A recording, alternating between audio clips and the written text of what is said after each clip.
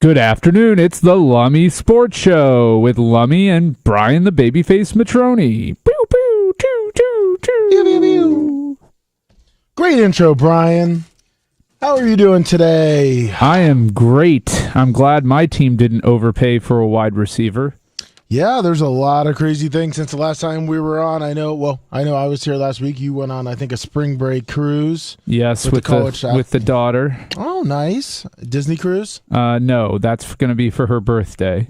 So you just went on like a 3-4 It was day cruise? honestly being, newer parents and with COVID taking away 2 years of our lives, we hadn't had her in school where there was a spring break.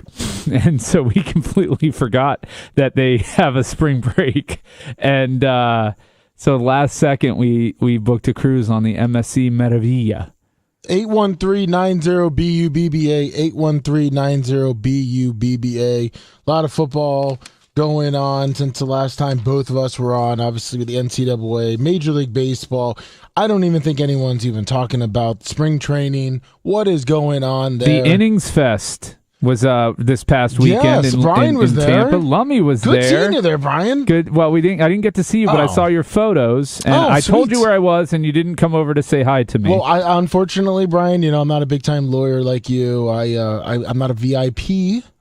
Yeah, which was kind of a waste of money. I thought it wasn't what it was sold to be, but that's okay. I got right below the VIP just for the air conditioned bathrooms. So the GA Plus yes. got GA Plus. So I saved a little bit of money because I wasn't. We probably weren't going to stick around for a lot of the late concerts. So for people who don't know, the Innings Festival was a 2-day concert built around spring training in baseball and they've done it for like 3 years or so in Tempe, and this was their first year doing it in Tampa. The headliner was Green Day, which probably top 10 rock bands of all time. So it was very exciting. I don't think Green Day had ever played Tampa before, quite honestly. I think just Orlando. Yeah. So it was a pretty big deal to have them here. And so I messaged Lummy. I said, "What'd you think of Green Day?" He goes, "We didn't watch Green Day." He was there to fanboy out to retired baseball players like Ozzie Smith and who are some of the other ones? First on Sunday. But Brian, as a father who was on a cruise with your great daughter that you have obviously. Saturday, so we bought tickets because spring training was supposed to be going on, and we had tickets for spring training, and then this was supposed to just kind of kick off, kind of a whole baseball. Let's go see a concert. It's been 2 years. Really right. Go see a concert. I get that. That's what I was there for, to see a concert. Well, so when baseball wasn't happening and it was a little warm, we dropped Walker off at the grandparents, and we wanted to check it out the first day. And we kind of weren't really too interested in a lot of the first day bands, and it was late for Walker. You weren't interested in the first day. So let me tell the viewers and listeners, the first day lineup was Jimmy Eat World, Incubus, 311, and Green Day. So you weren't interested in that lineup? No. But you were there for the Goo Goo Dolls and OAR? No. Or Skip Marley the second day? Brian, what I'm saying is that from where we could actually go and like kind of be around and maybe get autographs and pictures for Walker that day, you could hear all the concerts, so we could still hear the music. We didn't have to be standing in a group of 200 to 300 COVID people. You're real afraid of COVID. And be staring at 311 while he stands there with a guitar. Instead, we sat in line. We talked to a couple nice people. We walked up, got pictures and autographs, and then the next day we were like, you know what? Hey, it's not too bad. We'll bring Walker for half a day. We brought Walker, and a lot of the baseball players really liked Walker. We got to talk to them. They really wanted to interact with Walker, so it was kind of like a good experience. And he got some pictures. Fred McGriff was really nice. The Wizard Ozzie Smith. I mean, because and Walker will always remember, and he's going to like baseball too, so it's perfect. Well, I hope he likes baseball, and he doesn't like water polo or something like that. But with Ozzie Smith, he's old. By the time Walker might be 14, there might be a chance that he doesn't get to see Ozzie Smith. So you brought him to see somebody he'll never know and never care But about. I can show and him. won't remember. Well, hey, hold on. when you were 10 months old, Ozzie Smith held you for a minute, Walker. No, it was a couple minutes, and he liked to play with them. But Brian, I mean, if you like looking back at it, obviously, if you were a baseball fan and someone like a Babe Ruth was around like when you were younger and he was fading out, I mean, you'd probably be like, hey, look, I got a picture with Babe Ruth. I don't really remember him, but it was kind of cool that my parents thought that much of me to go.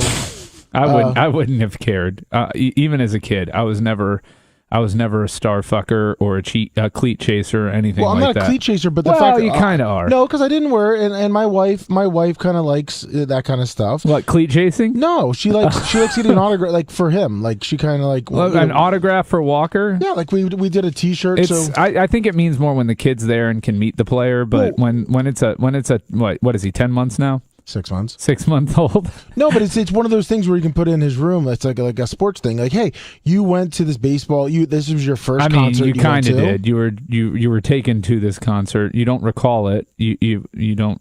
Yeah, I know, but it's one of those things where this is your first thing, and just like his first USF. But how do you game, go to that and not stay to watch Green Day? Because I'm not really a Green. And plus, like, hold on. I'm not really. You're a washed-up baseball player fan, but not a still relevant punk rock fan. I got a little bit of history that is not a good thing with my family with Green Day, so I don't really like sitting there and watching them. So wait, hold on. You've got family history with Green Day? Yeah, but I don't. I mean, we don't. Does this involve your brother's situation? Yeah. Oh, okay. So I don't want to sit there and listen to them, but it's also you hold on, like you said. Incubus? You don't like Incubus? No, I could hear all their songs. I could hear 311. From the batting. The batting cages were pretty fucking far out. Hold on. They weren't near the stage. You were way. I mean, Incubus was on the other stage. They were on the main stage. Then 311 was on their own, but we walked over. We walked over after we got like. Did you walk alone? Yes, I walked alone over to Incubus. We were by the GA Plus to get the to use the bathrooms and get got like a drink. Did you take a lummy dump there? No, I didn't have to take a lummy dump there. Just about a bunch of lummy peas. Oh, okay. No, but I mean, like, we stood, toward the back where that GA Plus was. Yeah, you couldn't hear the music very well there from at all. It was very muffled and yeah, not the best spot when I went out there. Yeah, I know, but listen, Green Day's young. We can always go to a concert if we really feel Green like Day's it. young, you say? Yeah. I mean, compared to the Rolling Stones, exactly. yes, and they're guess young. what? Rolling Stones was in concert. True? Oh my goodness. I guess. I'm just saying, it's one of those things where, he got to experience, like, then we were able to have him experience his concert. We could hear the music. We got to meet a lot of nice people, and we had fun. Who was the nicest baseball player that you marked out to? You are a mark, by the way. I'm not a mark. You're if you look it up in the dictionary right now, Innings Fest mark, it's got a picture of you and Ashley standing with Dave Roberts or who was How many it? times did you hoot or holler when, Green Day put on, whoa, yeah, go. I applauded their music and I enjoyed the artistry of seeing their music. I didn't go to meet a baseball player who wasn't playing baseball. I would go watch Ozzie Smith play a baseball game, but I would not go to just meet Ozzie Smith. Well, unfortunately, we bought tickets. We could hear the music, and we decided that was something that we wanted to do on that day instead of going in a COVID-filled pit around a bunch of weird people and just sit there and stare at, Incubus. But, it's each for his own, so... You went to literally a concert, dude. You went to a concert. It was a festival, Brian. Yeah, a festival, a concert festival. And you're like, I wasn't there for the music. Well, I mean, I don't really, I like talk radio. I like country music. I like some old school rock stuff, and that's about it. You don't like Incubus? Not really. I mean, I know their songs, and I can tolerate them. But it's not something I'm going to get out of here and go in my car and turn it on. So, I mean, it was a fun time, though. I mean, you had fun, right? Yeah, I had a pretty good time. It was a beautiful weather. Exactly, see? Beautiful weather.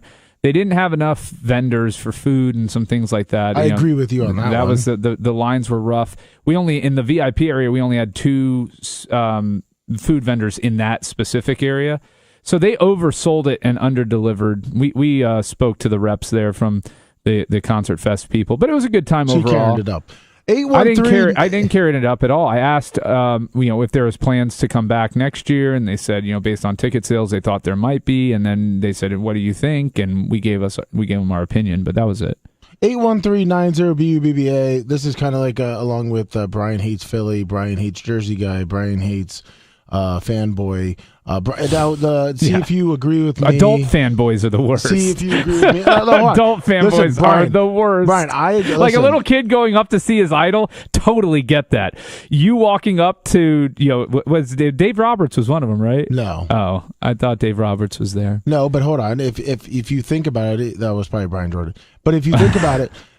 I could Brian see Jordan. What a difference maker he was in my life. If only I could have met him and told him what an impact he had on me. I mean, he was a good football player too. But I mean, if anyone wants to call too and say, shitty city, right? Lummy, you weren't wrong for going to a concert, listening to music in the background, hanging out there, so your son could get a couple autographs. And you know what? You had fun.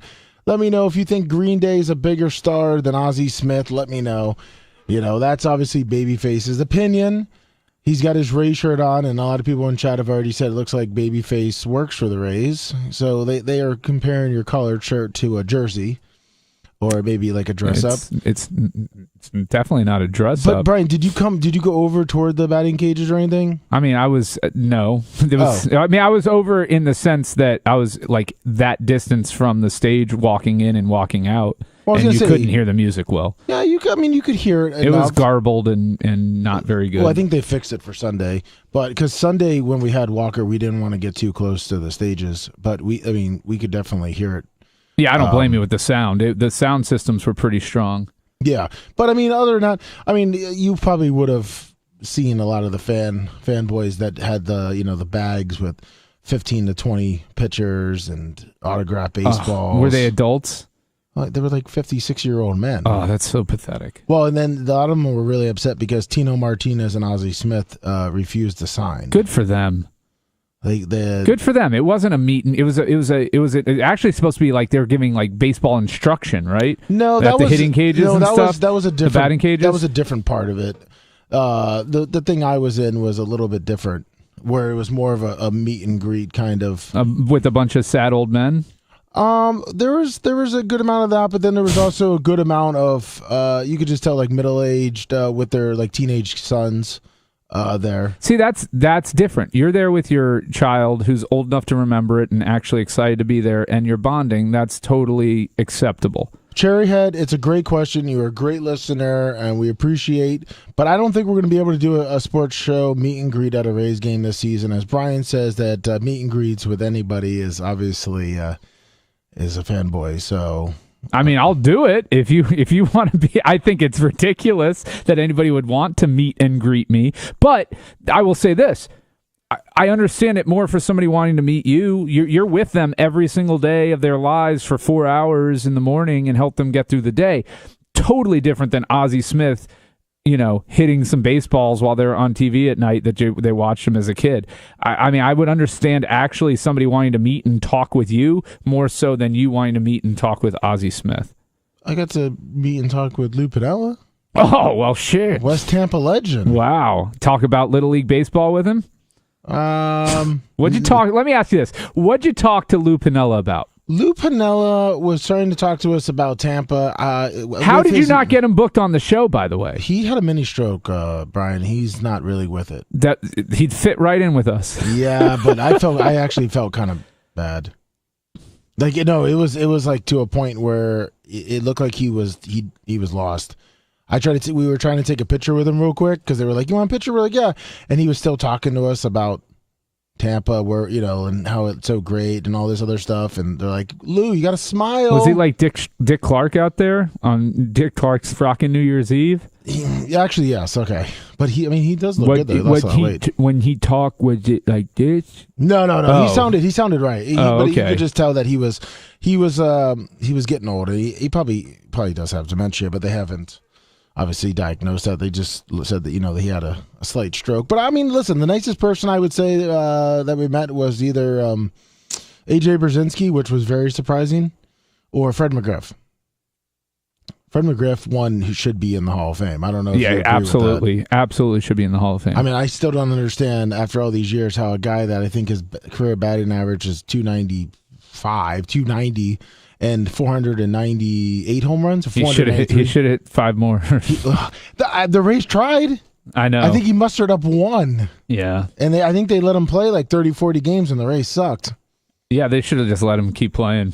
Eat more coleslaw. Babyface looks like he's ready to sell you a 99 family pack to the Rays game. At least I'm not looking like I'm hoping they call me into the game to play like a fucking loser. The jerseys. And what's even worse is Jersey guy wearing the guy's jersey, waiting to bug him for an autograph on a baseball.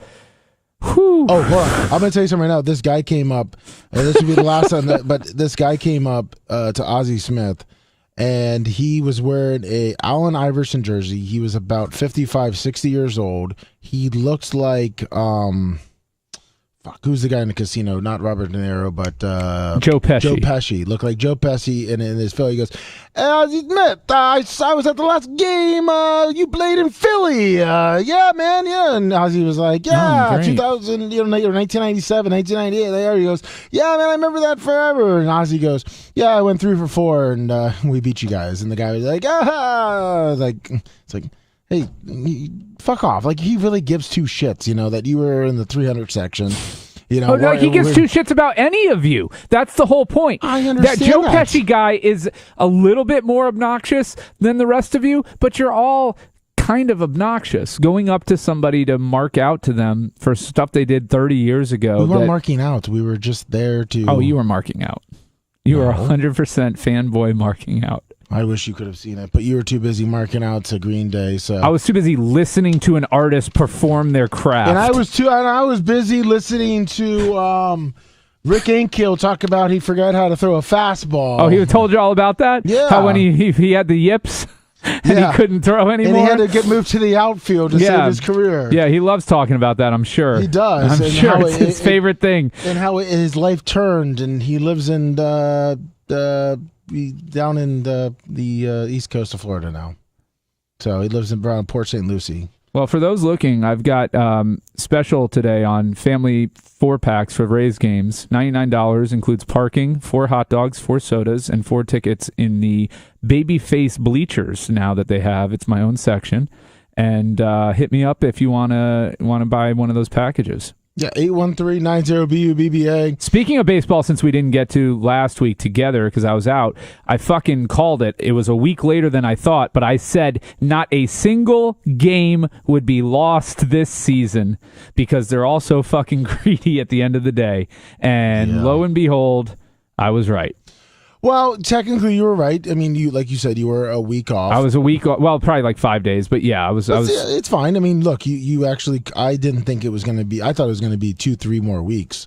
So you are correct. And at this point, with the NFL just absolutely trading, spending whatever they want, the NCAA going on. It's a great sports week. I have not seen anything going on in MLB though.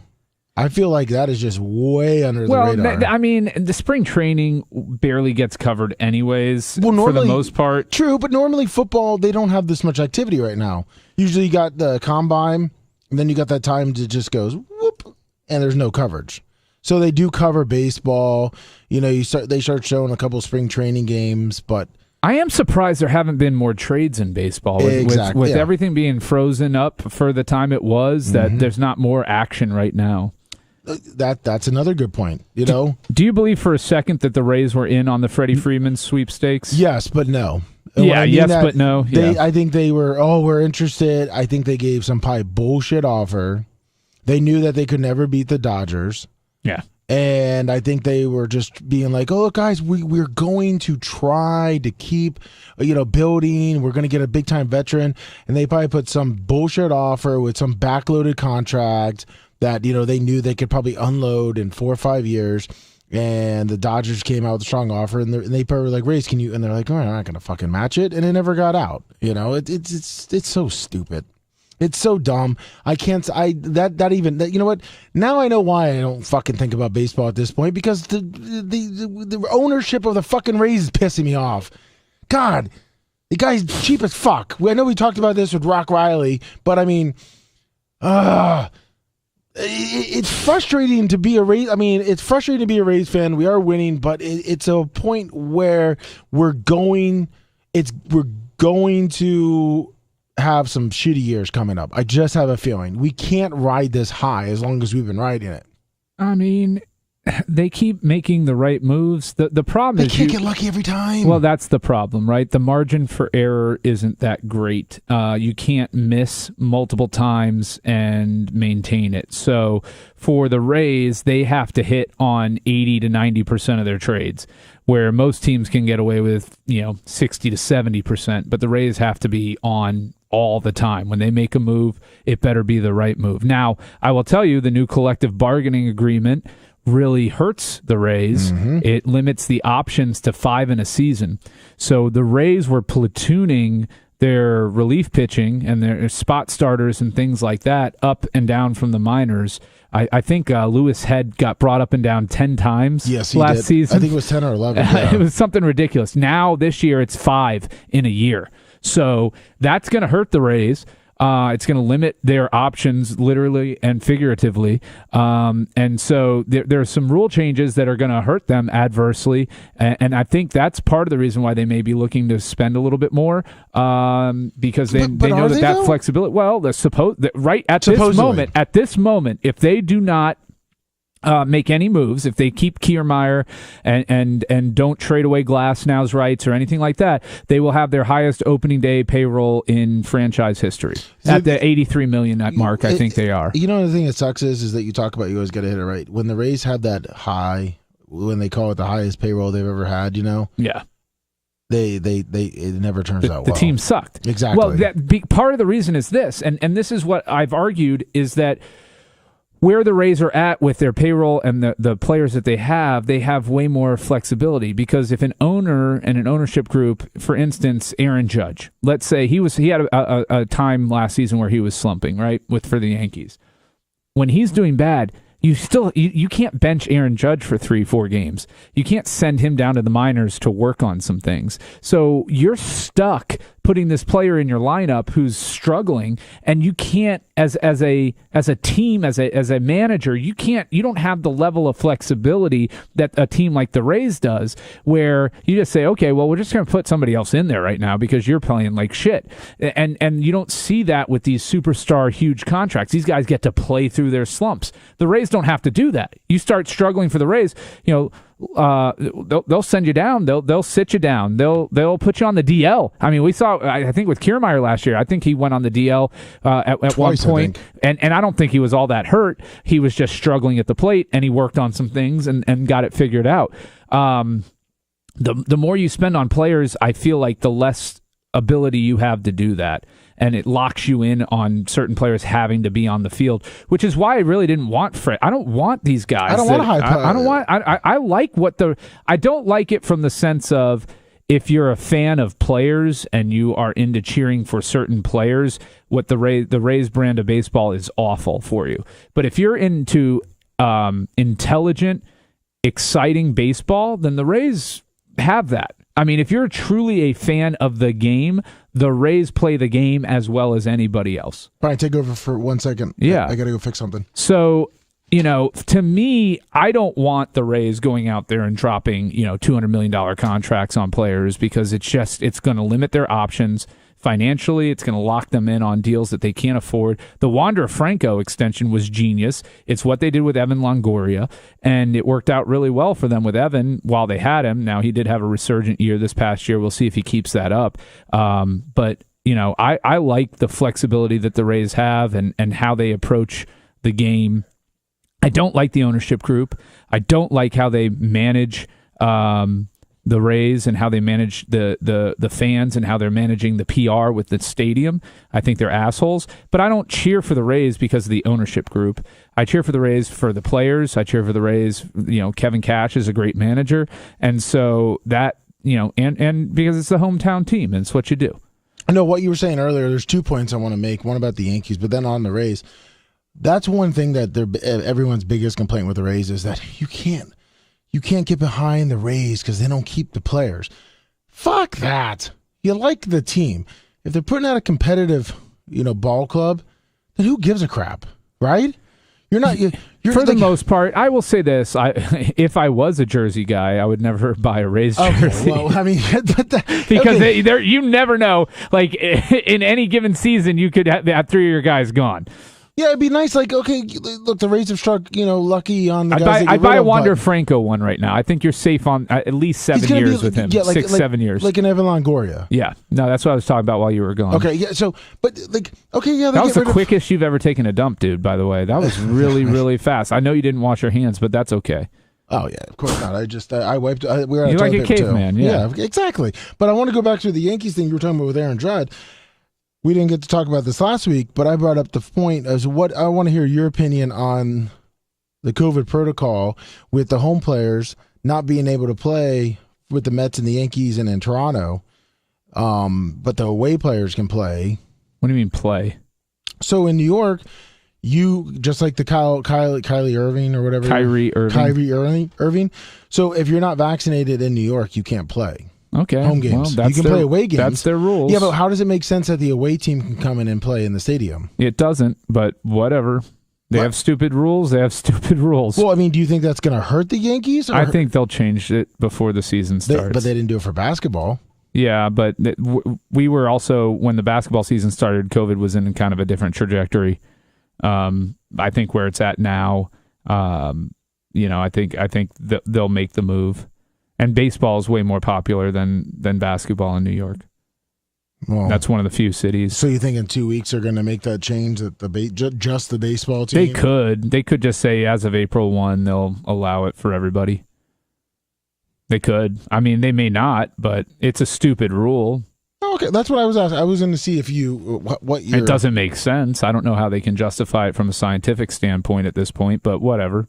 Yeah, I mean, that was my thinking, and I was almost thinking that it kind of it hurts the Yankees obviously at home, but the way that players are now, they're getting a little bit more rest. You know what I mean?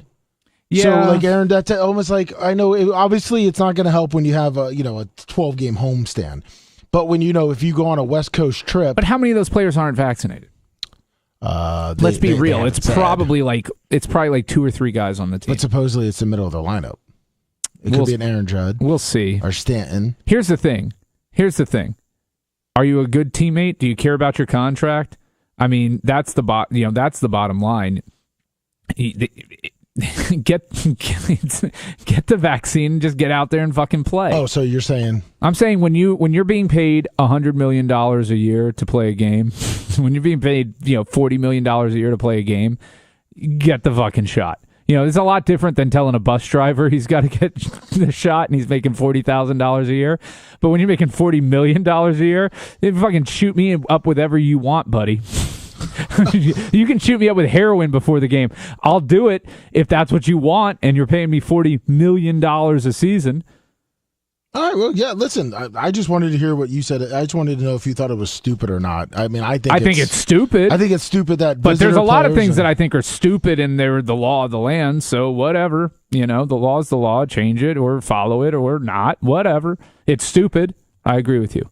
Okay. That was it, because obviously they haven't announced who's not vaccinated or whatever. But they will announce it when they're sitting out that first home game. But the Yankees have been signing a lot of players, so you're looking at a lot of these other guys. I wouldn't be offering these guys any contract unless they were vaccinated. If that's the rule in New York, I mean, there's no way I'm signing a guy to play 81 games a season. Well, and Toronto too, they can't play in. Oh, yeah. Okay. Well, then. Because Toronto, you can't. I know. Then 72 games a season. Well, I think it's actually more than that. No, because it's nine on the road in Toronto. Oh, I know they had the Subway Series too. Yeah. So yeah exactly. I mean, you're you're down to 66 games a year, and you're paying him $40 million. Because you're probably not going to cut his pay because of that. Well, maybe you can, but probably not with the CBA. They'll get it figured out. It makes no sense.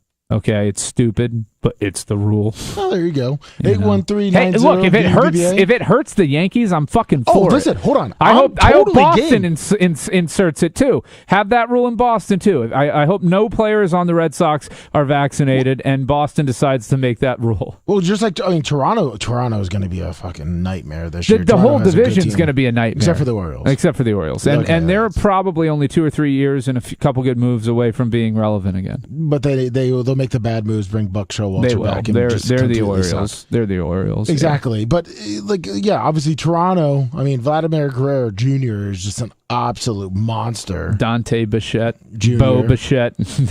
We might as well call him Dante Bichette Jr. Exactly. Bo Bichette. So, it's going to be interesting. It'll be interesting in baseball this year. Oh, yeah. I'm excited. It's, the AL East is stacked like it always is. It's the Rays could win 80 games, they could win 100 games. Who knows? Yeah, and then you got the Dodgers, and then the Mets made they got Max Scherzer. So easy for you to say. The Blue Jays are actually the favorite in the AL. Oh yeah, no, I totally see that. The way they came on last year late, their offense is ridiculous. So the PECOTA projections are out, and it's got the Rays projected to win 87, the Red Sox 84, the Yankees 91. And Toronto 92. Rays third.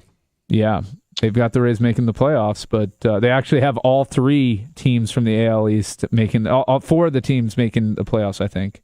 Let's see here. But because the other divisions are pretty weak. Yeah. Yeah, it's has all 3 wild card teams, which I think is impossible. I don't foresee that happening. They would have to win at a conference at a very high clip and split with each other a lot. I think you'll see 3 teams coming out of the AL East for the playoffs. I don't think 4 teams. I don't think all 4 of them make it. So it's going to be, I think, Toronto, Rays, and the Red Sox. I think the Yankees will fall short. Which they don't have the same leadership and heart that they once did. That team is kind of like a rudderless ship to me. And I just don't. Where's the urgency on that team? They played really well last year when they had all the young kids up who actually gave a damn, and then the vets came back and they fell apart. That's actually a good point, because remember when the Yankees were struggling a little bit, and it's when they had all those high paid veteran players, and they were kind of just struggling. They were third, fourth, and then when the Yankees almost switched it over like the Rays did, they started bringing in the Gardners, and they started getting that speed, and they started doing shifts, and they just weren't going after just the highest paid, let's hit home runs every time. And they started, they were winning on that Rays philosophy, but it looks like now they're back to let's just pay every single person. Well, they're locked into that because that's once you do that with a couple of guys, it takes away your flexibility. And I have bad news for a Red Sox fan. Chris Sale is going to regress. He's seen his best days. And so anybody thinking that, 2.5 ERA Chris Sale's coming back, he ain't. He's going to be a 3.5 pitcher this season. He'll be a solid number 2. He's not a number 1 anymore. Mark my words. You think he'll be like David Price when he went over to the Red Sox? No, I don't think he'll be. I think he'll still be a solid pitcher, but I think his better days are behind him. I would not count on Chris Sale being an ace this season. Yeah, because right now I'm looking at Baseball Reference. Sometimes when they do the projections, they got him projected at a 4.11 ERA. Yeah, I think that might even be maybe. I think he's going to be 4.11. I think that's right. And I mean, when he went 6-11 in his 25 games in 2019 for the Red Sox, he pitched to a 4.4 ERA. Last season, he was a 3.16, but his WHIP was 1.34. The sample size is small, but that's anything above 1.25 on a WHIP is not a starting pitcher numbers there. Well, if you remember last year too, I was watching a couple games when he was in, and he was getting pulled out against the Rays in the first or second. He was walking a lot of guys. He's not where I don't think he's going to be where he needs to be anymore. I think his best days, his ace days, are behind him.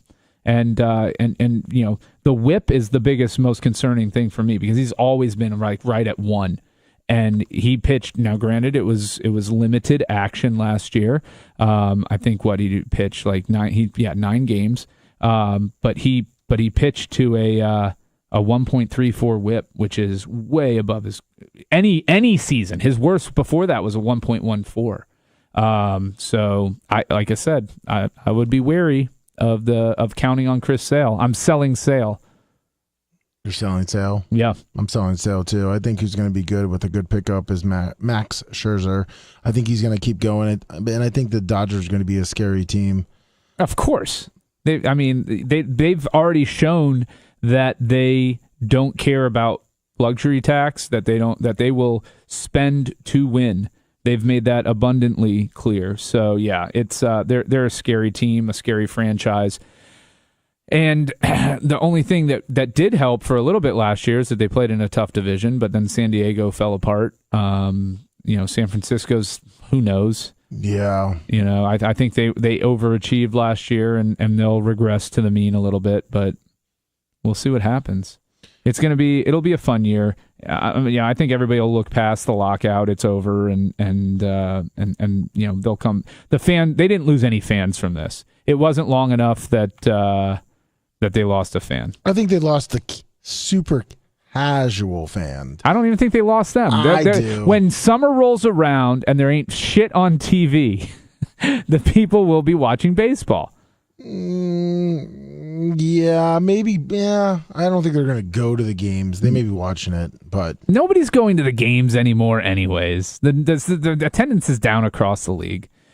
I'm going to the games because I'm a big fanboy. Well, you are big and a fanboy. So, speaking of baseball and hard divisions, let's switch over to the NFL because I think speaking of baseball and hard divisions. Okay, I was going to say the hard divisions now looks like obviously the AFC Central, the AFC West. Oh no, the AFC West is the hardest division, and it's not particularly close. Well, it's not.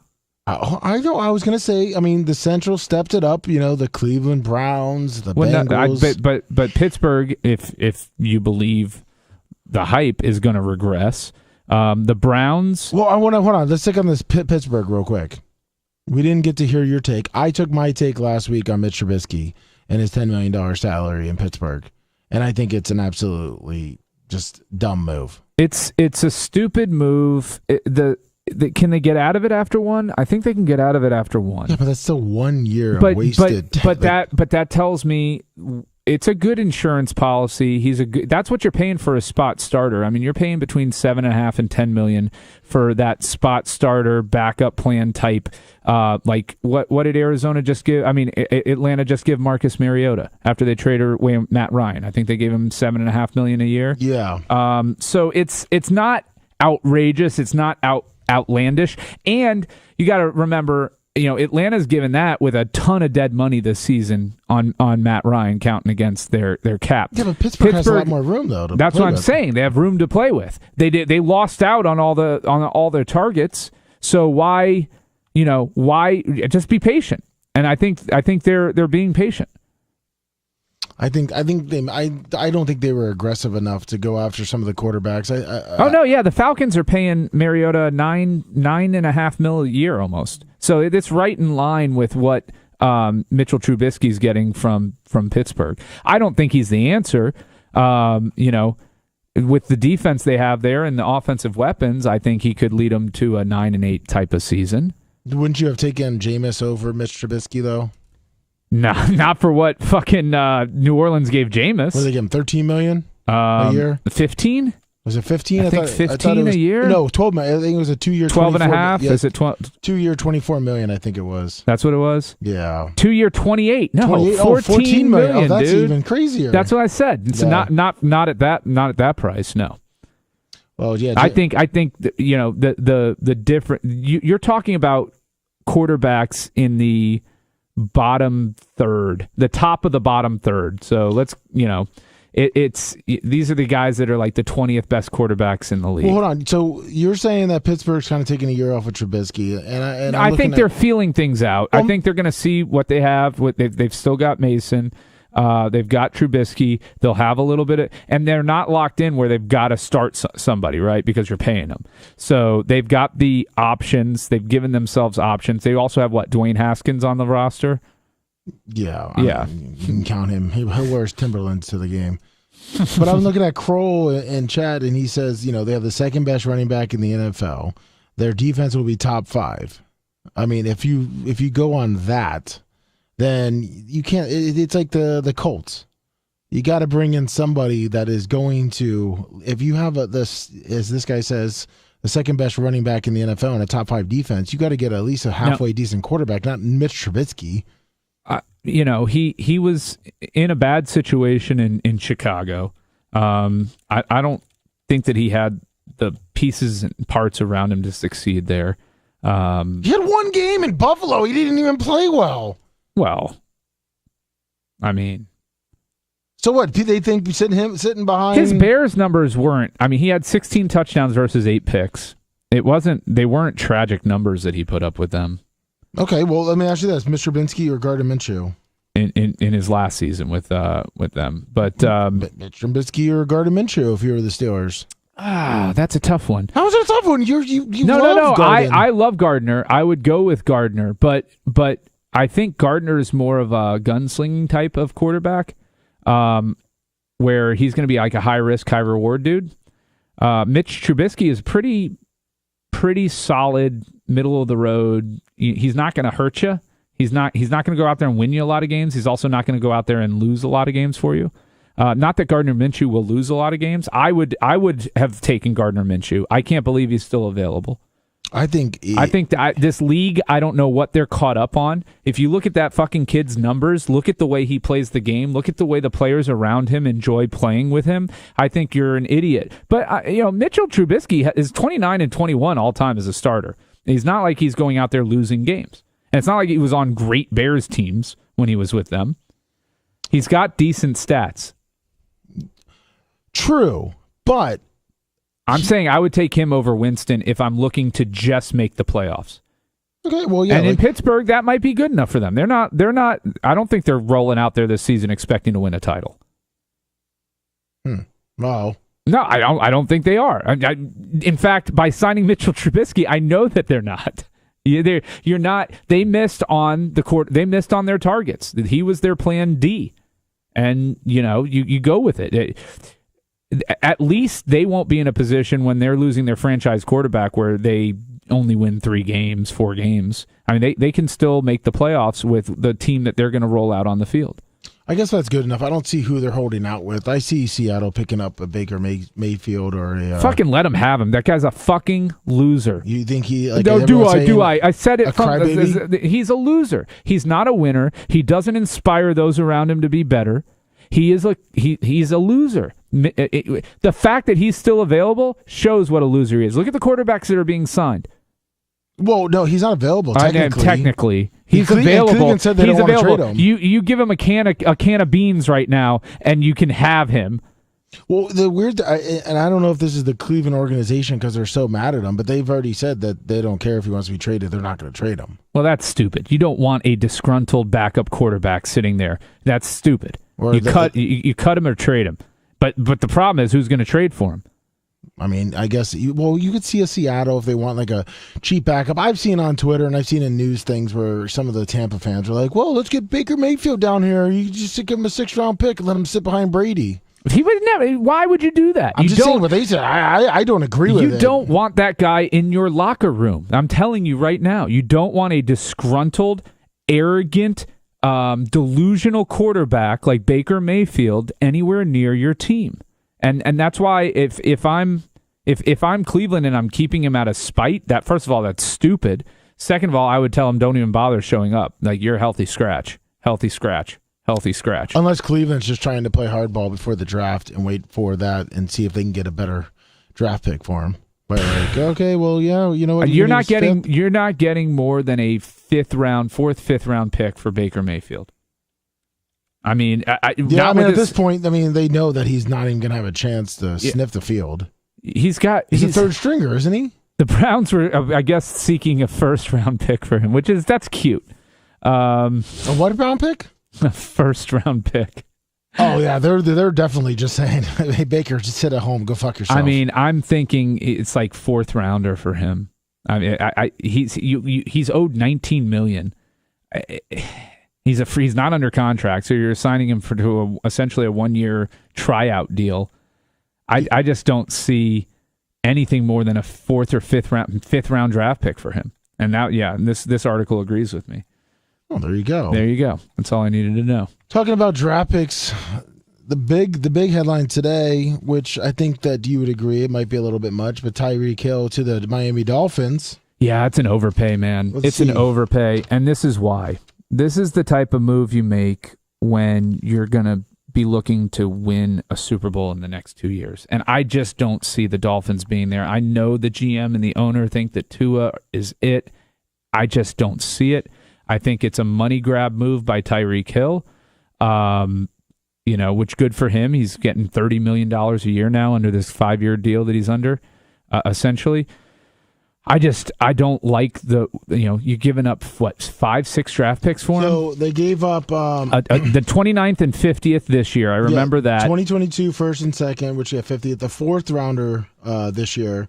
2023 4th and 6th pick. And I know 4th round and 6th round. And I know the Dolphins have a lot of trade capital that they've accrued. The Jeremy Tunsil deal was a great one for them, and I get that. I just think it's an overpay. You've got so many great wide receivers available. You've got so many great wide receivers in the draft available, free agents available. You could bring in guys to play, and I just don't know that Tyreke Hill, first of all, he had kind of a down year. His numbers, I don't think, were where they've been in the past, and that's alarming to me. Didn't he struggle in the beginning of the year? Yeah, I don't think his numbers were great. I'm pulling them up now, but 1,200 yards. But that's down. That's in an extra game. He actually played two more games this year than he did last year. His yards per reception were down to the lowest of his career since his rookie season. His receiving touchdowns were down from last year and the year before. Not down overall. He's kind of right in the middle of his career average.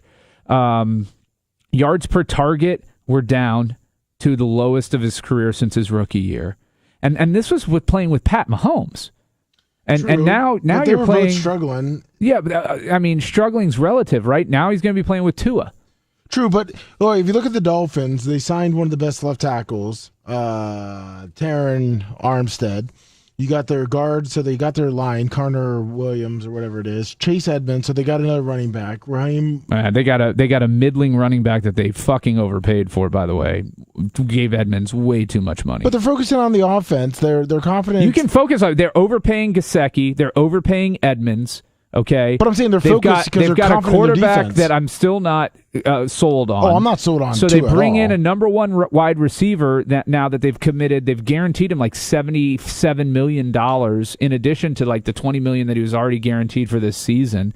I just see him overpay. It was an overpay to me. I think it's a necessary move. They needed to bring in a legit number one receiver. Now with Waddle and Hill, it's a good 1-2 combination. Yeah, I was going to say Waddle would be good. I give you that. And they also have. Is Parker still under contract for them, or is he gone? I think he's still under contract. I'm double checking, but I think he's still under contract. I mean, they'll have the weapons. The problem is now Tua's got no excuses. Well, that's the whole thing. So this is it. Either Tua is a franchise changing quarterback, which they should have found out last season, okay? But they put him in a position not to fail rather than in a position to succeed. And so it worked. He didn't fail tremendously. He failed, I think, relative to everything else. But how much faith do they have in Tua when they're bringing in Bridgewater? Yeah, Devontae Parker is still under contract till 2024. Okay, so they've got a solid wide receiver core. I wouldn't count Will Fuller. He's played like 4 games over 4 seasons. Yeah, he can't stay healthy. He can't stay healthy at all. He's done. If Julio Jones is done, I don't know how the fuck Will Fuller's on anybody's roster. No, but with the Dolphins, all right. They're confident in their defense. They're feeling like their defense is set up to win now. they're spending that money on the offense to say, okay, if Tua's our guy, he will shine this year. That roster is set up. If Tua fails this year, my boy Teddy Bridgewater, which by the way, he will probably get his chance to shine because Tua will get hurt. But I think next year that sets you up for a veteran quarterback. Who? Well, I mean, if you heard the rumors with Tom Brady, the only reason he came back is because he didn't get that, ownership or Sean Payton as the head coach for the Dolphins, which that's technically where Tom Brady wanted to go. He wanted to go to Miami before the Bucs, and that was the quarterback. He said, "Oh, you guys are going to stay with that quarterback. Okay, great," and sign with the Bucs. I think Tom Brady has such a hatred for New England that he's looking to either play for the Miami Dolphins or become an owner of the Miami Dolphins. Well, whatever that may be, if he's but he's an going to owner, bring a veteran in. I think he's going to bring a veteran in. Who? Next year? I mean, if you look at how this year I understand, but the guys, here's the point, though. How this year turned out is the guys we thought were going to be traded were traded. Okay? We thought Russell Wilson was going to get traded. I know publicly they changed their stance, but I always said Russell Wilson is there. He's not going to... Him and Pete Carroll, that relationship was over. Okay? We were right about that. We always knew Deshaun Watson was going to get traded. It was just a matter of when, not if, right? So where are this Matt Ryan? The rumor was always he was going to get traded to Pittsburgh. I think the destination was a bit of a surprise, but the trade in and of itself wasn't. Carson Wentz, again, not a huge shocker there. So again, who is that disgruntled veteran that's looking to go play down in Miami?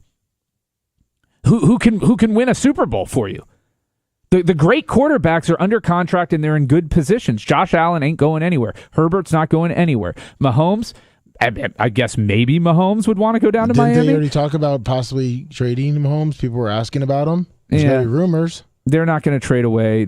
First of all, his contract is very punitive for Kansas City to even try to trade away Kirk Cousins. But that's my point. Like you're not winning a Super Bowl with Kirk Cousins. He's a good gap fill. He's a good 1-2 year spot starter for you.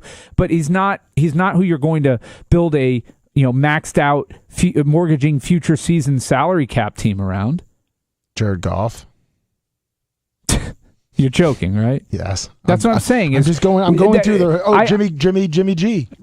Okay. Yeah. No. I'm just saying. You're asking me what quarterbacks could be available. I'm saying that's what you just made the statement that if the Dolphins don't win with Tua this year, they'll bring in a veteran quarterback and be ready. Because that's why I don't like the Tyreke Hill deal at this point, is because now you've tied up so much money over the next 5 years, and you really don't know who the fuck your quarterback's going to be. I know the owner and the GM think they've got one. I really don't. I don't think Tua is the guy. But maybe I'm wrong. Maybe Tua balls out this year in his third year in the season, in the league. I disagree. I agree with you. I don't think Tua's the guy. So what do you got then? You've got yourself strapped at tight end. You've overpaid at tight end. You've overpaid at running back. You've overpaid at wide receiver, and you've got nobody to get them the ball. You're fucked. You're fucked. You don't make these moves unless you have your quarterback situation figured out, or at least a plan on what you're going to do with the quarterback position if Tua doesn't work out. Which is a big if at this point.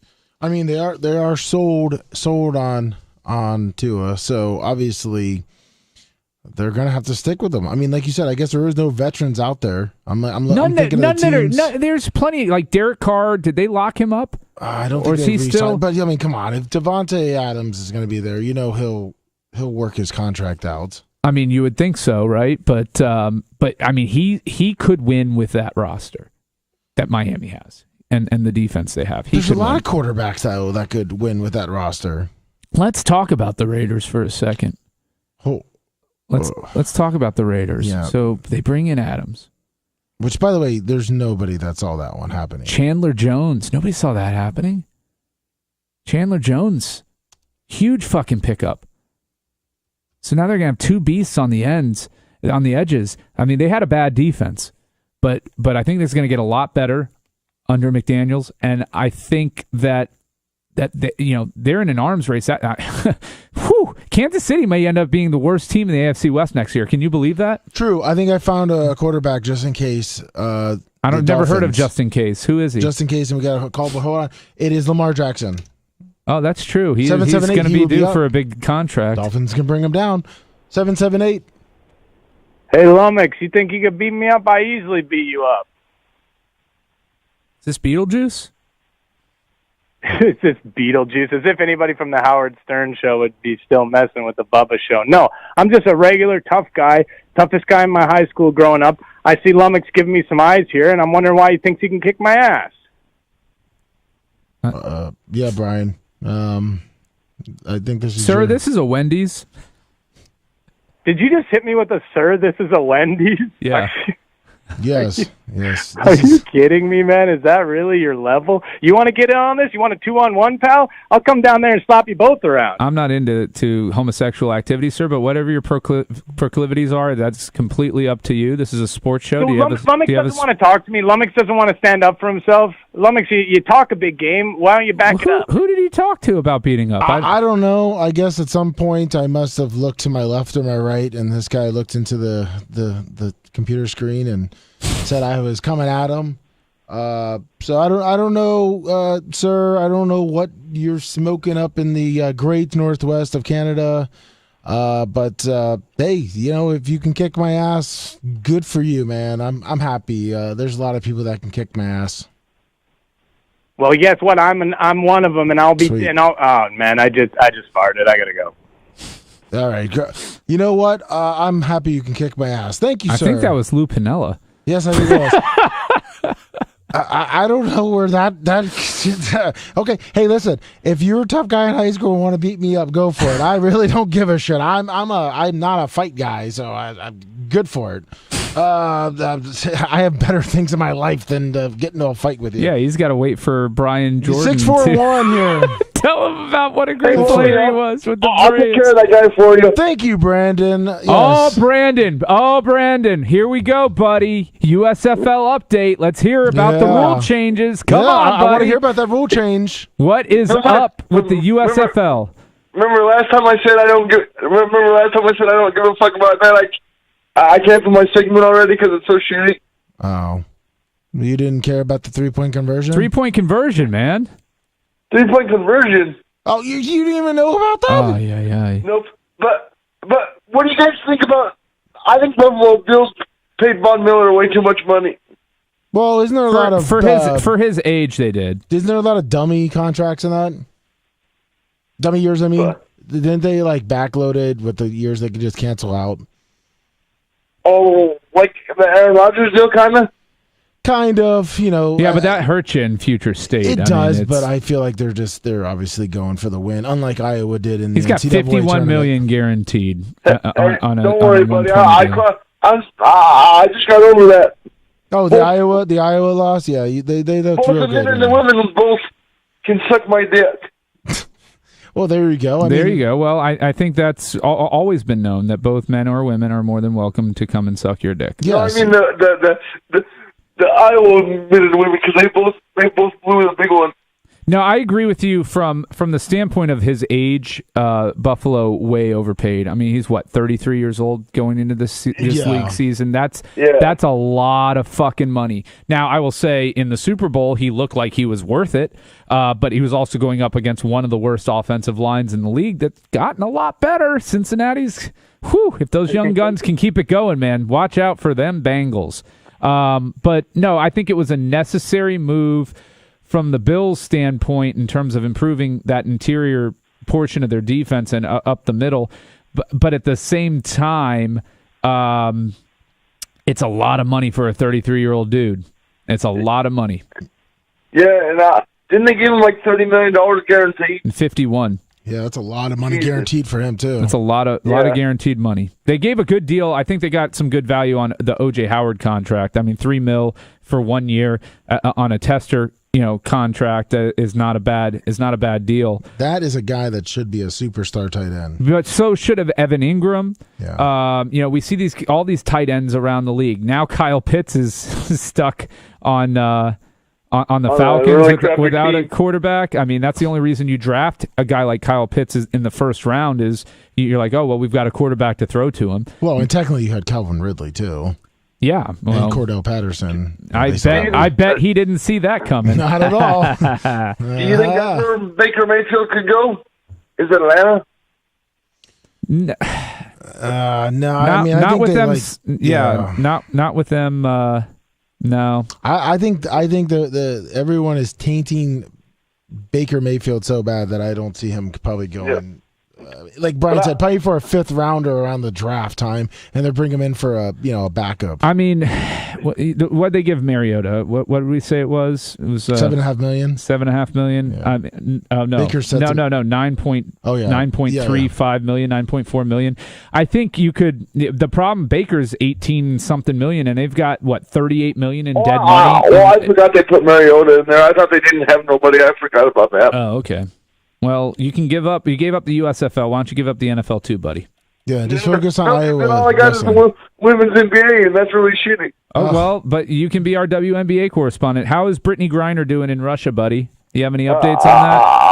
Well, I think she's probably doing some things to get out of prison right now. Like what? I don't know if I can say them on YouTube, so I'm not going to say them. Well, Brandon, you know what? I know what you're talking about now. You know what? Do your research on the WNBA and think about it. Probably don't call us on the WNBA, but we'll love to hear about your NCAA predictions for the Final Four next week. How about that one? Okay, sounds good. All right, man. Bye. How would you like to be the Falcons, though, and have $62 million in dead cap money? They're paying Julio Jones and Matt Ryan dead cap. Well, I mean, they're not paying them, but in dead cap money, $56 million for guys not playing for you. Maybe Julio Jones will go to Indianapolis. I mean, it wouldn't be a terrible signing if you can get him for on a pennies on the dollar. Pennies on the $2 million 1 year, $2 million. Show me. And actually, I would give him more, but it would be an incentive based contract where it's the number of games, catches, things like that. But I don't think he's done. I just think he needs some time to really recoup that hamstring. He needs to look into that. Maybe there's some sort of surgery or injection that can work for him. But yeah, I would hate to. I mean, the Falcons they really couldn't even afford Mariota. How much they have tied up. There's no way that they are going to make room for Baker Mayfield on a 1-year contract to come in, and he ain't the solution long term. That's the problem for the Browns. Is the Mayfield deal is he's got 1 year, $18.5 million or almost $19 million. Like who's taking that on, and who's giving him an extension? Because he's not worth anything unless you're anything significant in a trade unless you're extending him. And why are you going to bring in him as a lame duck? It just makes no sense. They're fucked with him. 513, are you here to call to threaten Brian or myself? Which one? No, I'm not here to threaten either one of you guys. Thanks. I'm actually here because I'm befuddled a little bit. Babyface is absolutely on his game today with the NFL. Brian is always on his game with the NFL. Well, I agree with him 100%. We need to get a babyface polo out there so I can mark out a little bit with him, wear my babyface polo while I'm watching the show. I'll get a babyface jersey out there. There you go. It's a babyface in script, my face on the back. And because I know how jersey guys are, every single one will be number 69. There you go. How many jerseys do you have, sir? I got 2. I got a Franco Harris because I went to Penn State and graduated. He did too, and I got a Ham jersey. So I got a couple old timers. A Ham jersey? Yeah, Jack Ham. He went to Penn State too. Oh, okay. So do you wear them frequently or? No, I got them signed, so they're hanging on the wall now. Then you don't have jerseys. That's memorabilia, and that's totally different, sir. Yes, You're but sir, cool did guy. you wait in line to get those jerseys signed? Yes. Okay, well, Brian, your fan right here is someone you made fun of earlier because I got memorabilia too. But you know what? What's your name, sir? My name's Kroll. Kroll? Oh, you're Kroll in chat. Yeah. Hey, what's up, Kroll? I saw you in there. No, I saw him on YouTube. I know. I saw him. I knew who it was when he called in because I've been reading the comments. So when he said, I can't believe I actually am saying this, but I agree with Babyface, I was like, okay, I know who this is. Okay. Yeah, He sounds like he was the tough guy in his high school too. Kroll sounds like a tough SOB. What are you, like, No, 6'2", 250? I go about 6'4", and I'm about 285 right now. That's a big man. Especially compared to Brian. Well, that's not saying much. I mean, there's, the WNBA women scare me. They should. Yeah. Well, listen, guys, you guys are doing it, rocking it out today, man. I greatly appreciate it. Thanks for taking the call. Thanks, Kroll. Take care, buddy. Of course, he'll hate me again next week. Yeah, of course you would. Of course you would read the guy. That says he agrees with you. No, he was trashing me at the beginning. In fact, I think he said, "Why don't I make it 2 weeks off in a row?" At the very beginning of the show. Yeah. Well, perfect. I mean, but I made my notes here. I mean, this is. Do you think this is like one of the wildest NFL off seasons ever? Yeah. It's definitely the wildest in terms of trades and the players being traded and the contracts being given out. It's a crazy season from that standpoint. I'm a little bit surprised at the money for the wideouts. Me too, which we didn't really get to touch on that too much, but your favorite team to win the Super Bowl last year, and then now it's going to be this year as how you'd say it. Well, they were my dark horse to win the AFC West. What team? The Raiders. Exactly. So, I mean, they like you said, they play in a brutal division, though. I mean, it's just like the NFC West was last year. You could have, anywhere from you could be 5-12 all the way up to 12-5. Who knows? It's gonna be a wild, wild West. Well, what was the worst record last year in the NFC West? 7-10. The Seahawks. Seahawks, and it was 7-10 for Denver in the AFC West. Which I do not see them going 7-10 this year. So you're saying that you think Kansas City right now would be the worst team in the division? No, I said they could be. They've got the. You just look at that, and I know we talked about last year the NFC West, and I think we kind of agreed that Seattle would probably be kind of down there. Arizona would be. Well, no, we said it was one of those divisions where any team could win. Yeah, that's what I'm saying. But it was stacked. I'm just looking at the AFC West, the wins, the moves that they made so far. Well, that's the thing, and this is my concern not concern because I really don't fucking care about them, but. Where I see a problem for the Chiefs, where have they gotten better in the offseason? They lost Byron Pringle, so they lost depth at wide receiver. And you can say, well, it's not that big of a deal. Now they've traded away Tyreke Hill. But they got Juju Smith-Schuster. Yeah. We'll see how he comes back. He's not a legitimate number one, so they don't have a number one wideout on Kansas City. They don't. How does that impact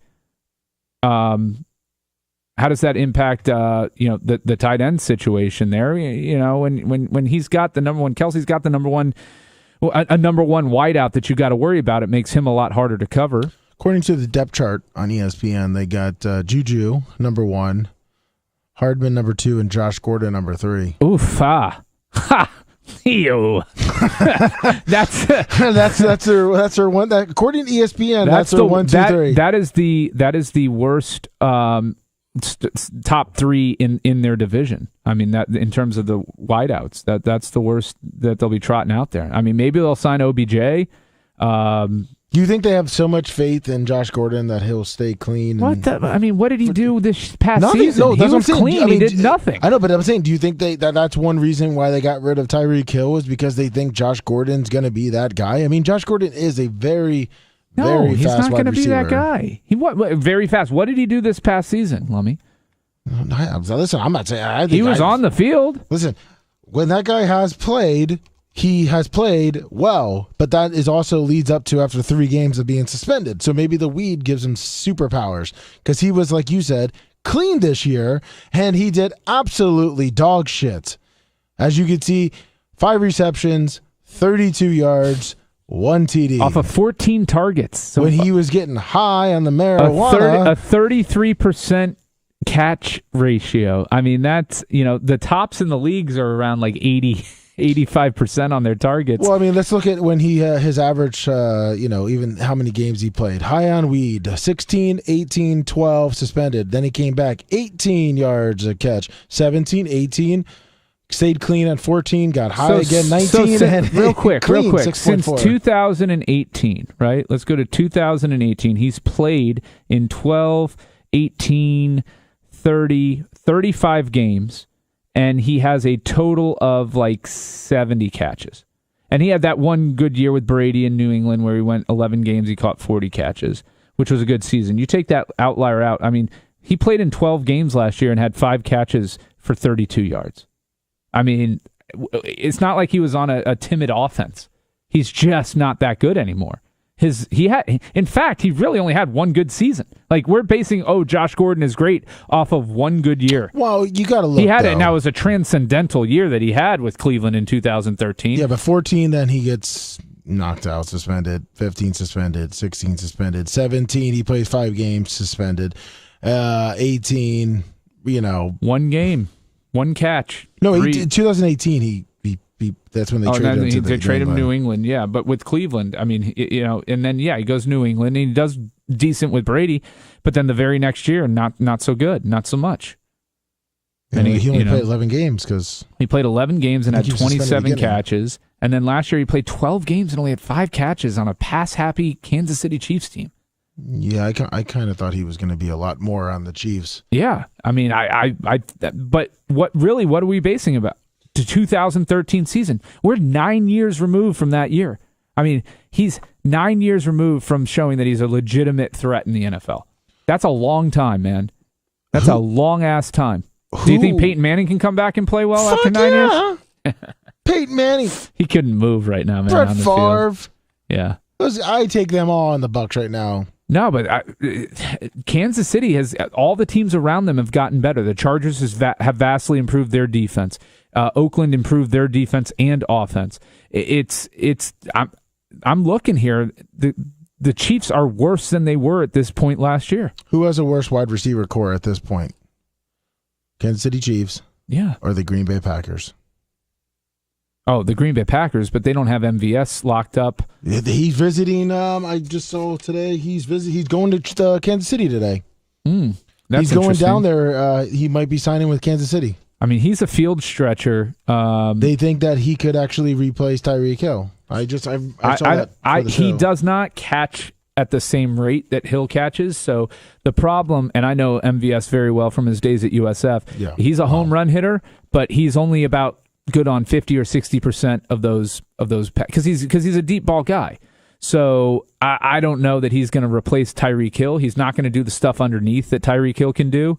Where you get it out to him quickly out in the flats and he makes 3 guys miss. He's not that type of receiver. He's a stretch the field type.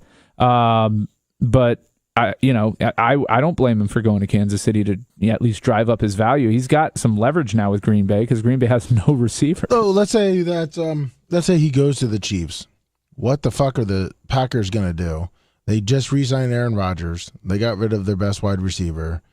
Their number 1 wide receiver currently on the roster is Allen Lazard with a Randall Cobb and a Malik Taylor. Is Aaron Rodgers that confident, and is he that good that he can win games with those wide receivers? I'll tell you, his division is that bad. True, but it's all about the playoffs. He can. Playoffs. You're talking about playoffs? There you go. Yeah, I'm talking about playoffs already. They're not gonna fucking compete with that rock. They have to get 2 wideouts, and I imagine they're targeting one in the draft. I think they're targeting the Alabama guy right now. Okay, that's good. And then you've got to get a free agent, and it's not MVS either. I think they need 2 established. They need to bring MVS back. They need to draft a wideout, and then they would be well served to sign. Is Jarvis Landry available? Yes, he is. He would be very good with Aaron Rodgers, I think. He's a great slot receiver. He is actually tough as nails.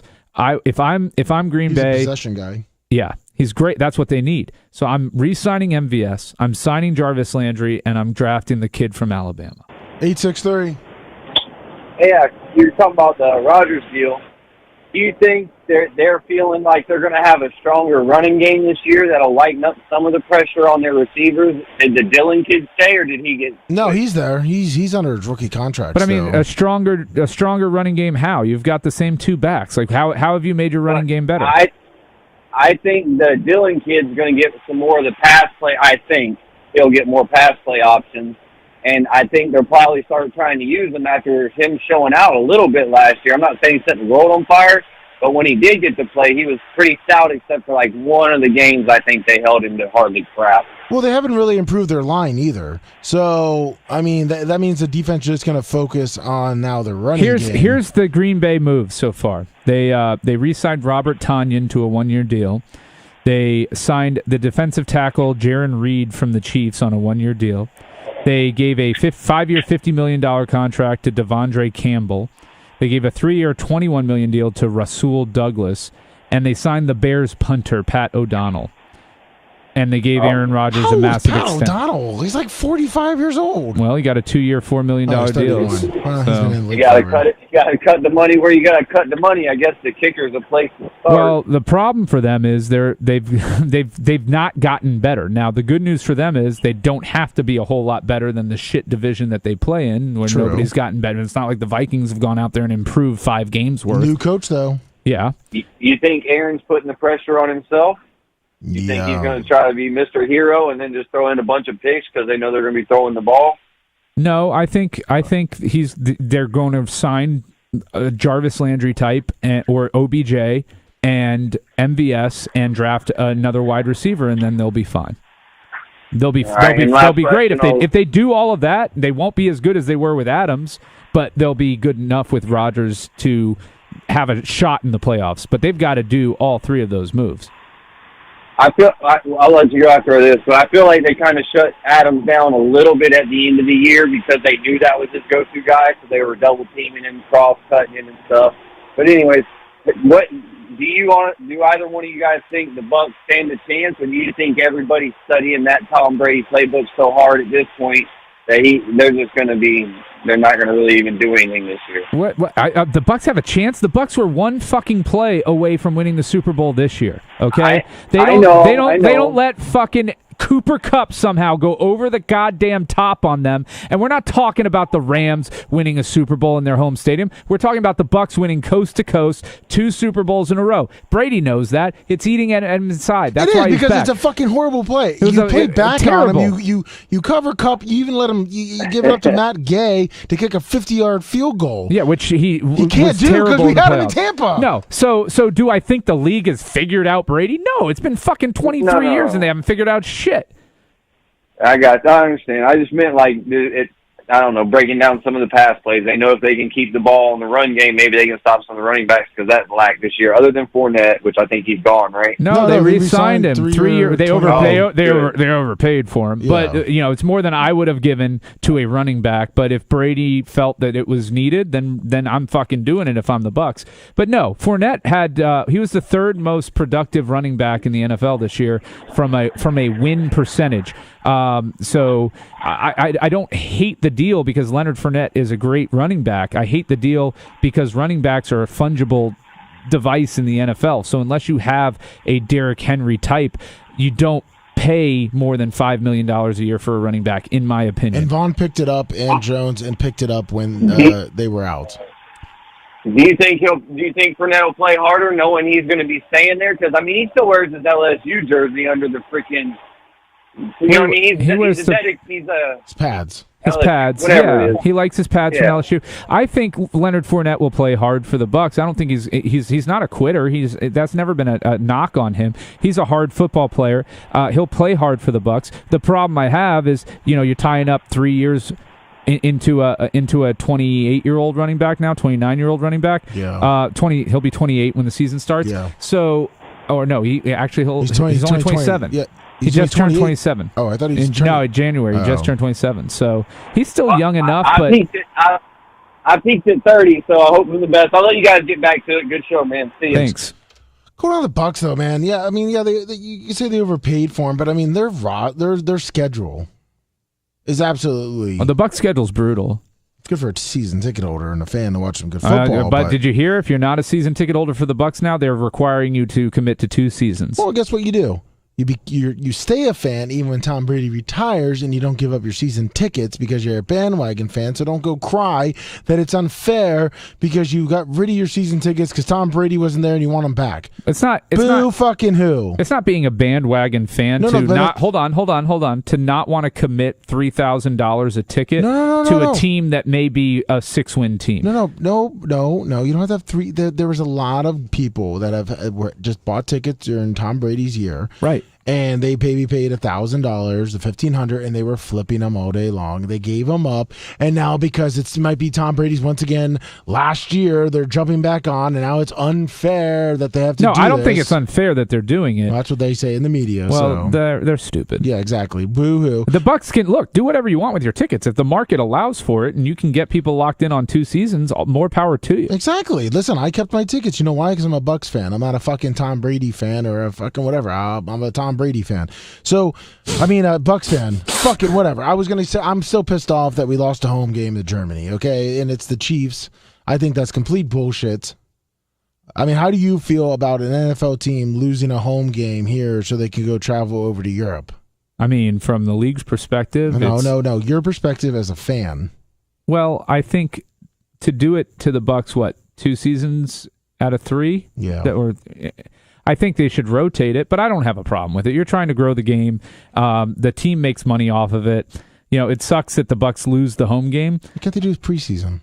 Because it's not the same. What do you mean? Fucking no one knows in Europe. Because you're interrupting their entire fucking training camp to go out to another country. You're interrupting your whole season by going out there. But your season, you're ready to go. I mean, it's week to week, and they always get the bye after it. So whippy-doo. Well, you're not. What my point being is, you're not interrupting the season. True, I just don't like it. I know you don't like it because you're a season ticket holder, and why should you? But you'll get 8 games anyways, and it brings down your price of your season tickets. So be happy about that. No, we don't get 8 games. Yes, you do.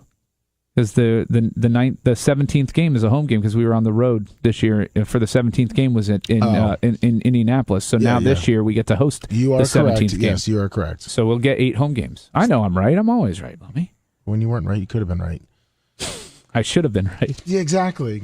But we saw with the Raiders, and the Devontae Adams, the Derek Carr thing, right? What thing? The trade. I'm saying, but I'm sorry. I'm pissed off. I started thinking about the fucking Bucs thing, and I'm just pissed off. Relax. You still get 8 home games, buddy. It's just like this past year. Pretend like it wasn't even there, like it was never yours. I still don't like it, but no, with it is a shitty game to lose, though. You want to fucking face Cleveland. You want to see Kansas City here. Yeah, that's what I'm saying. I know what you're saying. How about we go ship us with the fucking Saints or the Falcons or the Panthers? Some division game that no one gives a shit about. Thank you, Michael Genovese, for your $4.99 super chat. The duo of the wide receiver and quarterback, a Derek Carr and a Devontae Adams. Now you're having a Deshaun Watson and Amari Cooper. You got Tom Brady and Mike Evans. What do you think right now is the best quarterback wide receiver Matt tandem? Stafford, Cooper Kupp. In the AFC. Oh, in the AFC. Yeah. Well, you threw Mike Evans. Well, I was gonna say AFC and NFC. So I got your NFC. So what do you think of the AFC? AFC, I would have to go with. That's a tough one because I don't think Amari Cooper's all that. No. No. The fact that Dallas was ready to move on from him with what they had, it tells me enough. But, geez, who is it in the West? Shit, it could be Herbert and Williams this year. You got that. You got Allen and Diggs. You've got quite a few options there. I would take in this moment now. I mean, I know I still say Mahomes and Kelsey are the most reliable. From a connection standpoint. But Carr and Adams is pretty tasty. Hold on, you're forgetting the Bengals. Yeah, I'm sorry, Burrows and Burrows and Chase. Burrows and Chase. You go, but it's not just with Chase too, man. I know, but I'm saying just the 1-2, the quarterback and the number 1 wide receiver. Yeah, I mean, I think you go Burrow, Chase, and you go with the Super Bowl. I mean, that fucking played it out. You know who it is. The guys who were there at the end. Well, there you go. I just wasn't sure if Carr and Adams coming in. I mean, you can say they have that. History. They could. We'll see what happens. Yeah, they played together at Fresno State, which is kind of crazy to wrap your head around, right? Yeah. And now they're the two of the best in the NFL. And you think Fresno State? Yeah. Okay. Well, no, they've been decent. No, but you don't think of like Alabama's just completely dominant. Like you get Burrow being reunited, LSU. But maybe this is a trend we start seeing, right? The quarterback getting his college wideout back. That's an interesting thing to see starting to emerge in the NFL that we used to not see. That's true. Very often. So maybe that's now the recipe for success is to bring him on. You maybe don't get him his first contract because it's hard to pluck two of them. But if you do, I think Jacksonville tried to do that a little bit with the running back and Lawrence. Lawrence wanted him. Mm-hmm. It obviously hasn't panned out, but I think that's an Urban Meyer thing. Well, no, it was a blew his knee out thing. No, but I'm saying the whole Trevor Lawrence. Yeah, everybody but he didn't have Trevor his Lawrence. back. Yeah. And Urban Meyer, obviously, the more that comes out, Jacksonville's made a lot of moves. They've overpaid a lot, but they had the money to pay. So you're gonna. But here's the thing. This is the part that everybody forgets. If you're a free agent and you're going to go to a team like Jacksonville, you want a little bit more money. Because the team's not going to be good. You're not going to be making the playoffs. You're not going to be cementing a legacy. Your stats could go to shit. So you need to get paid a little bit of a premium to go to a shit team. So I understand everybody's, they're overpaying. They have to. Who the fuck wants to go play for that organization right now? Well, you don't want to live in Duval County.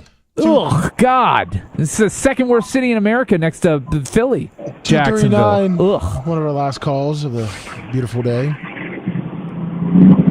239. Hey guys. Hey. Mike from Naples. Hey, Mike from Naples. Hey, so Babyface, after Derek Carr, now with Devontae Adams, shits the bed and shows himself to be a middle-of-the-line quarterback, will you tuck your tail like Lummy had to with Teddy Bridgewater at the end of the season? Whoa. Teddy Bridgewater didn't have a bad season, anyhow. He didn't have a good season. I mean, you're still loving. He's a paper tiger, man. I mean, I'll give Derek Carr that. He's not a paper tiger, but he's not a winner. Dude, he had an impossible fucking situation this season and still made the playoffs. Yeah, this past season. He's been in the league a lot longer than just last year, and he just doesn't win the big game. His stats are solid. He's a solid quarterback. Does he win the big game? He finally has a number one receiver, which he hasn't really had his entire career. He was getting one, but that guy's serving 20 to life. Yeah, he had one, but that went up in flames. Condolences to the lady and her dog. But when the end of the season comes and he has the best receiver in football and he still shits the bed. What do you keep saying shit the bed? He just led a team that was in utter and total disarray. Lost his coach, lost his number one receiver, lost his number one cornerback, had injuries galore, and he still led him to the fucking playoffs in a stiff division. He didn't shit the bed. I'm with Mike here. He shit the bed. For all the other seasons. The other seasons where he performed admirably and the team was just garbage. Mike, I'm on your side. He shit the bed big time. He never makes it to the. He never wins when it really counts. You know what, Mike? You were so right on this one. The Raiders. You know what? Derek Carr should be cut. Career 65% completion percentage. Averages 4,000 yards a season consistently, 4,100 yards a season consistently. Has a 2-to-1 touchdown to interception ratio, slightly better than that actually, like 2.5-to-1 touchdown to interception ratio. A 92.4 career QB rating. I mean, the guy is a good quarterback. That's the bottom line. Okay, Billy Bean. All right. King of the stats. Yeah, that wins games. I mean, stats do lead to points at some point, but yeah. Yeah, stats make a point, but you know. No, I'm with you. I'm with you that Teddy Bridgewater had a very mediocre pedestrian season. Listen, I think Derek Carr. I love Lummy, but I don't know why he held on to Teddy Bridgewater for so long. Like Teddy Bridgewater sucks since day one. No, he didn't. He got fucking his knee blown out. Yeah, he looks like a bobblehead. Hold on.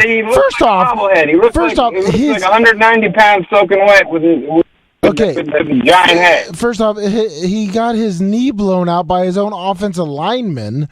All right, so did Joe Burrow, and he came back the next year and won the Super Bowl. But Teddy Bridgewater was in practice. Didn't win the Super Bowl, but got his team to the Super Teddy Bowl. Bridgewater was in practice.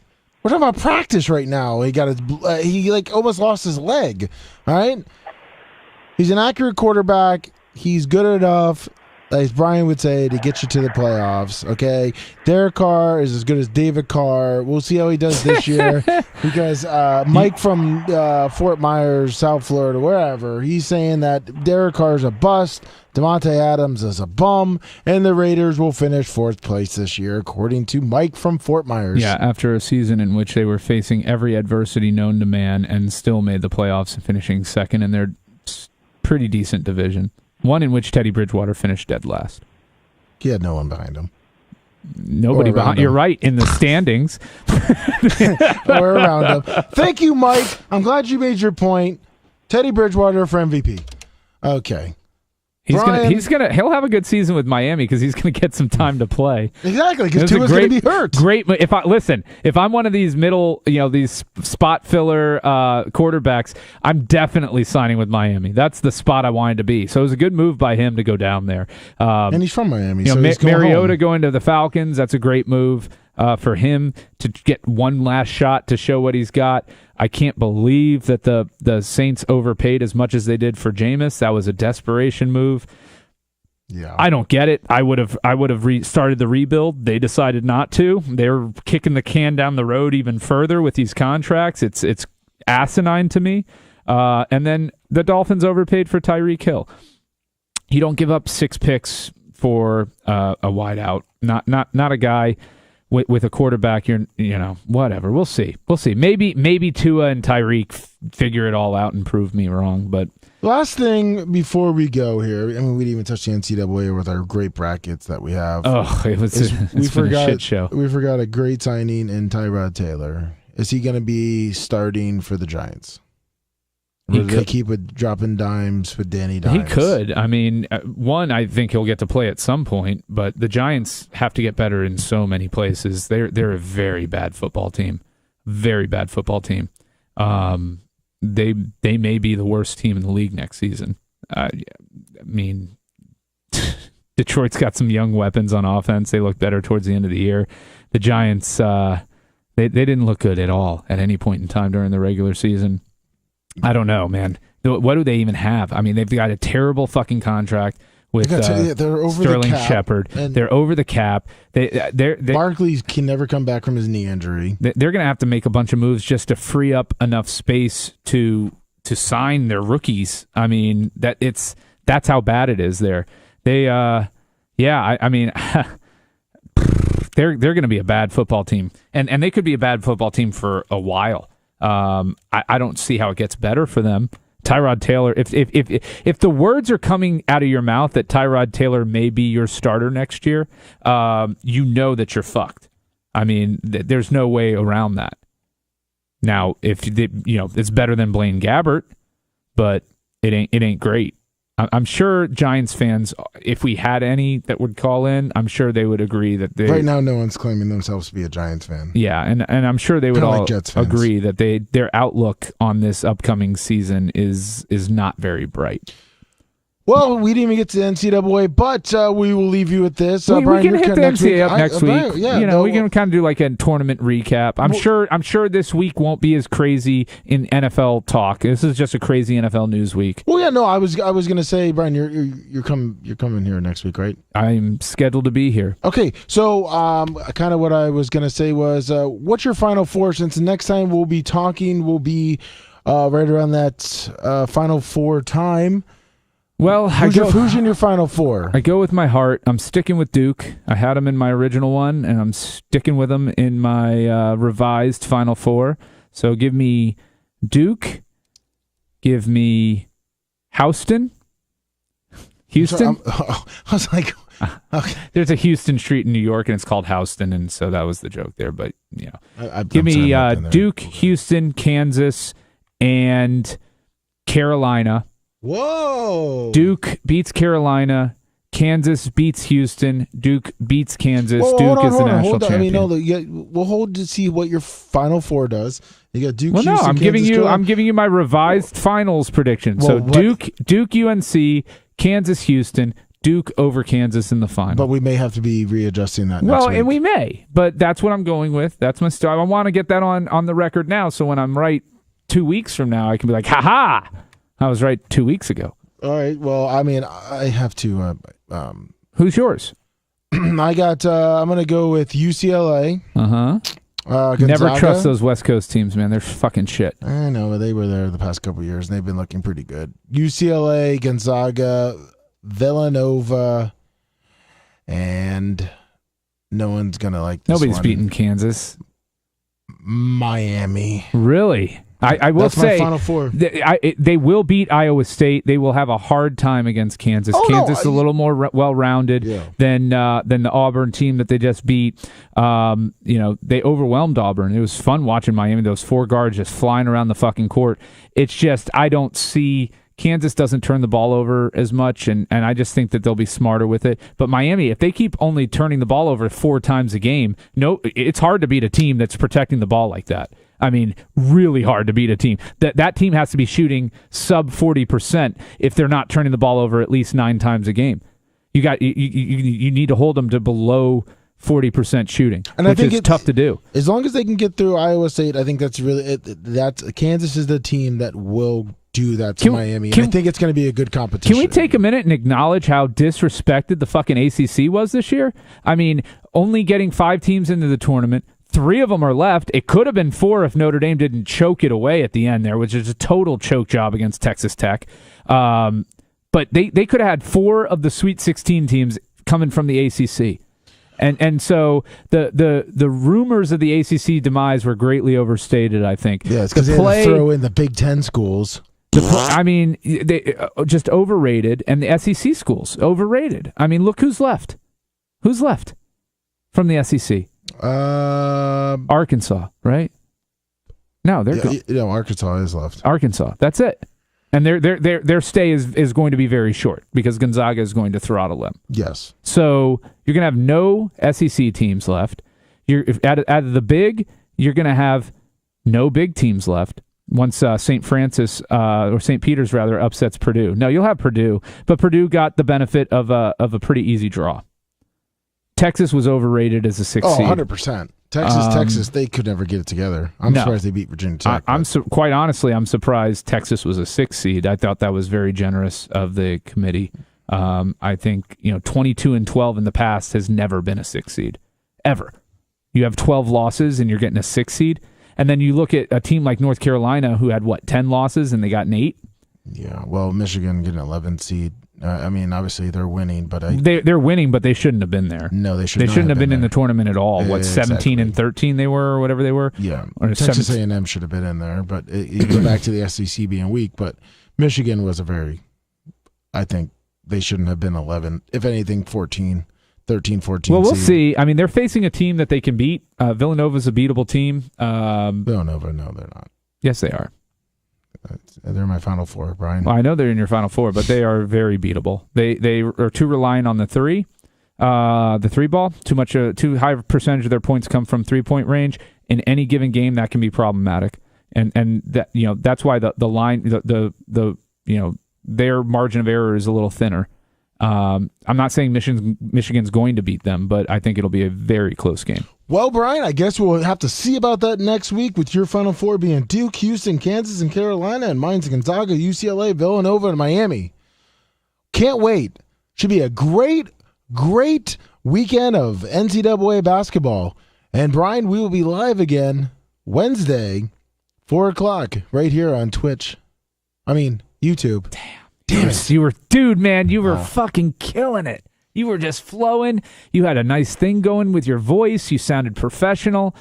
And then you got the wrong platform. Because you know what I was thinking? I was thinking, thank you, everyone, for listening. Bubba the Love Sponge will be back tomorrow morning. With the baby face and Regina. We almost forgot to plug us. Oh, yeah, shoot. That's at twitch.tv/The Bubba Army. Check us out on twitch.tv/The Bubba Army Monday through Friday, 6 a.m. to 10. Babyface, and Regina will be on at 8 o'clock tomorrow. Check us out. We will be back next Wednesday. We will. Right we here. will. We will. Lummy and Babyface. We out, bitch. And we out. Thank you, everyone, and have a great rest of your day.